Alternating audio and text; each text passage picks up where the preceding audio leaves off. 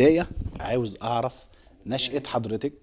Well, it's been a long career. It has not been a brief career because I first began to ride when I was 3 years old.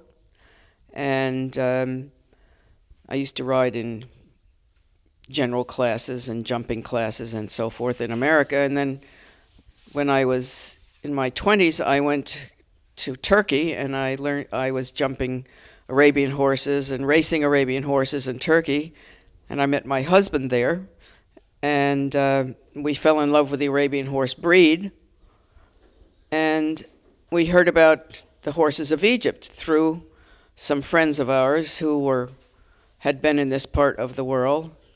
So we decided we would go to Egypt and see if we could visit this farm, which was Zahra at the EAO. And we fell in love with the horses there. They were so very special, so different from the other Arabian horses we had seen in other countries. And we decided we would like to bring 3 of them back to the United States. And so our life with Arabian horses really began with these first 3 Egyptian horses that we brought to America. They were just yearlings. And when we took them back to America, people had never seen Arabian horses quite like these. So it was very exciting. We didn't do it as a business. We did it because we loved horses, and we wanted to contribute something to this particular bloodline and this particular breed. And so one thing led to another. We decided we would buy a small farm, and then we decided to breed these horses when they got older. And in the meantime, we decided to show them in some of the horse shows. So many Americans became very interested in what we were doing.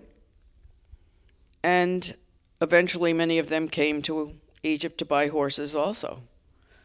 And we also bought additional Arabians from Zahra. And our farm began to grow.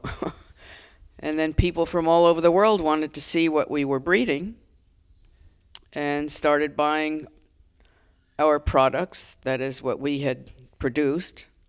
And in the meantime, I was writing about them. I wrote many articles for magazines. I did a great deal of research here in Egypt because my husband and I were traveling a lot in this part of the world.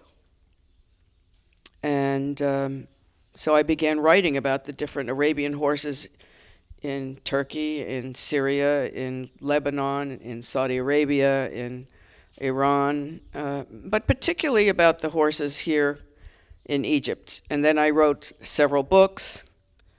And in the meantime, over the years, our horses were growing and we were breeding more, and we were developing a special type of Arabian horse that had a signature. In other words, it's rather like painting a picture. There are famous artists who are known for a particular style. I mean, you might say compare Rembrandt with Picasso or Monet or one of the other great painters.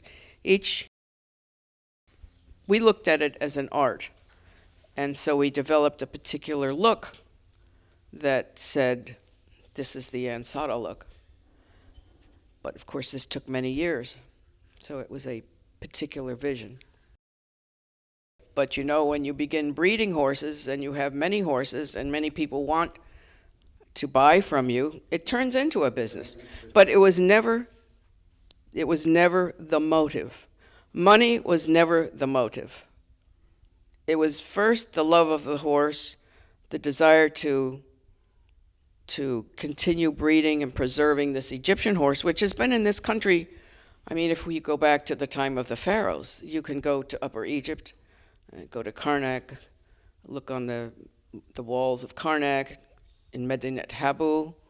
You see the same horse, this Egyptian Arabian horse, or the Arabian horse itself, that has these same characteristics from the past, that we are still breeding for today. So even though there were